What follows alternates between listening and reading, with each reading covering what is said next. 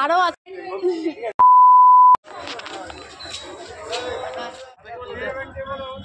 চলো এই মন্দিরে যাওয়ার জন্য বসে আছি টিকিট কেটে। আর এই যে অনেকক্ষণ ধরে ঘুমানোর জন্য ও রেগে গেছিল, এই ঘুমিয়ে পড়লো। এবার শান্তি, এবার কোলে করে নিয়ে ঘুরতে হবে আমাদেরকে। ওর মন্দিরটা খুব এনার্জি দিল।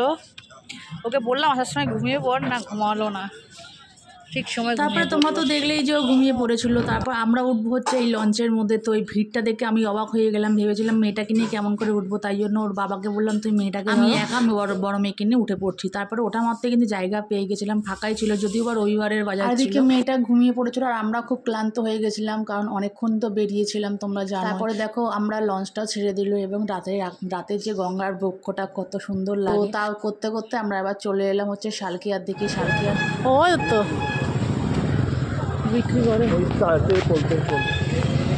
তিরপল সবই আছে। এখানে বৃষ্টি হয়েছিল আর বাবার মন্দির যাওয়ার জন্য আমরা রিক্সা ধরে নিচ্ছি কারখানা। আর এখানে বৃষ্টি পড়েছে।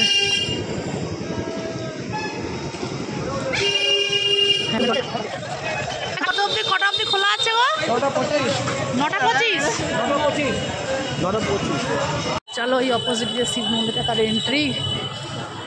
আর আমরা সেদিন চলে এসেছিলাম হচ্ছে শালকিয়ার এই শিব মন্দির। এই মন্দিরটা উদ্বোধন করা হয়েছিল 1953 সালে। ডক্টর বিধানচন্দ্র রায় এসে এই মন্দিরটা শিবরাত্রির দিনে উদ্বোধন করেছিল আর নতুন মন্দির নামে পরিচয়। আর এই মন্দিরটা বেশি বিখ্যাত হচ্ছে 51 ফুটের যে শিব ঠাকুরের মূর্তিটা আছে না, সেই জন্য বেশি বিখ্যাত। আড়িতলা ঘাট থেকে তোমরা দেখতে পারবে এই শোভাটা। আর 1953 সালে মন্দিরটা স্থাপন হলেও কি হবে, এতটাই পরিষ্কার ওয়েল মেইনটেইন মন্দিরটা, মনে হয় নতুন তৈরি করা হয়েছে, এই জন্য নতুন মন্দির নামও পরিচিত। দেখো আমি দূর থেকে তোমাদের দেখিয়ে দিচ্ছি এই শিব ঠাকুরটা। আমার ক্যামেরায় কিন্তু আসছে না, এই দেখো শিব ঠাকুরটাকে তোমরা দেখো, যেটা আমরা ক্যামেরায় ফ্রেমবন্দি করতেই পারছি না, এত বড়। আর যেহেতু সেদিন যেতে যেতে আমাদের অন্ধকারই হয়ে গেছিলো, তো ক্যামেরার মধ্যে খুব একটা ভালো করে ক্যামেরা বন্দি করতে পারিনি, কারণ লাইটটা আমরা ঠিক মতন পাইনি, সেই জন্য। তাও তোমার দেখানোর চেষ্টা করছি। আর তোমার সেদিনটা তো আমার এই শালকিয়ার এই নতুন বাবার মন্দিরে তো যাওয়ার কথাই ছিল না। আমাদের কথা ছিল হচ্ছে সুতারনদী ঘাটে, তোমরা যা আগের ব্লগে তোমরা দেখলে। ওখানে যাওয়ার কোনো উপায় ছিল না বলে আমরা চলে এলাম হচ্ছে এই শালকিয়ার এই নতুন বাবার মন্দিরে, যেটা বাবা না চাইলে আমরা সেদিনকার হয়তো আসতেই পারতাম না। কতদিন ধরেই বলছি যাবো, আর যাওয়াটা আর হচ্ছে না। সেদিন বাবার টানেই মনে হয় চলে গিয়েছিলাম। আর এই দেখো বাবার দেশে আমরা রয়েছি, কিন্তু বাবা ক্যামেরা ফ্রেমের মধ্যে হচ্ছে না। আর এই যে ওই পারে হচ্ছে ভূতনাথ বাবার মন্দির আছে, দেখতে মনে হয় এপার ওপার, তো অনেকটা সময় লেগে যায়। আর তোমাদের তো বললাম মন্দিরটা খুব সুন্দর ওয়েল মেইনটেইন। এই গাছ কাটাগুলো তোমার মেনটেন্যান্সগুলো তোমরা দেখতেই পাচ্ছ। চলে এলাম এই মন্দিরে, আর এই মন্দিরটায় এসে দেখলাম, তুমি এসে বুঝতে পারলাম আর দেখছি বন্ধ। তো আমরা কি করলাম, বা মন্দিরের সামনেই আমরা বসে পড়লাম। ছোট মেয়েটা ঘুমিয়ে পড়েছিল। তারপরে দেখলাম এটা বন্ধ হয়ে যায়নি, ঠাকুরকে ভোগ লাগিয়েছিল বলে মন্দিরটা বন্ধ করেছিল। তারপরে ভোগ দেওয়ার পর মন্দিরটা আবার খুলে নিল। আমরা মন্দিরের সামনেই বসে। আর এই শিব ঠাকুরটা পুরো ছিল রূপোর। যেখানেই যাচ্ছি সেখানেই দর্শন, আজকে বাবার দর্শন।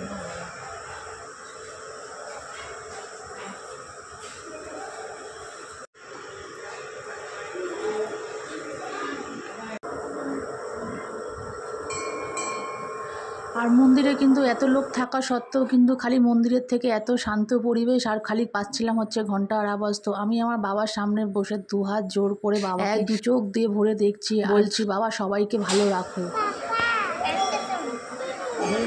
কোথায়? এখানেও টিকটিকি।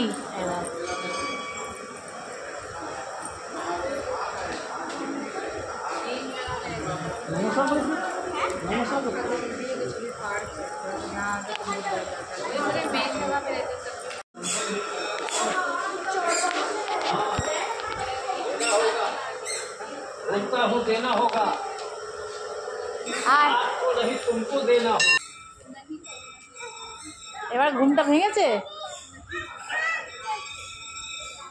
এখানে বৃষ্টি পড়ছে।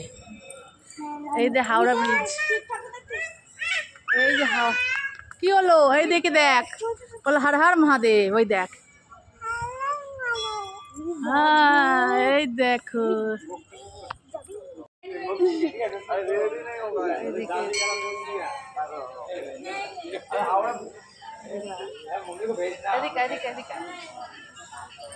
কোথায় গেল? আর আমি চারদিক দিয়ে মন্দিরটা পরিদর্শন করছি, সত্যি মনটা আনন্দে ভরে যাচ্ছে। কবে দিয়ে যে চাইছিলাম তবে সেটাই পেয়ে গেলাম, এই জন্যই খুব ভালো লাগছিল। এদিকে চলে আয়, এদিকে আসো, এদিকে জল না, এদিকে আসো।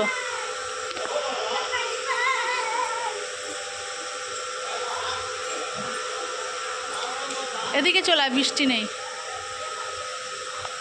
যাও, কানে কানে বলছে হর হর মহাদেব বলছে, তুমি বলো।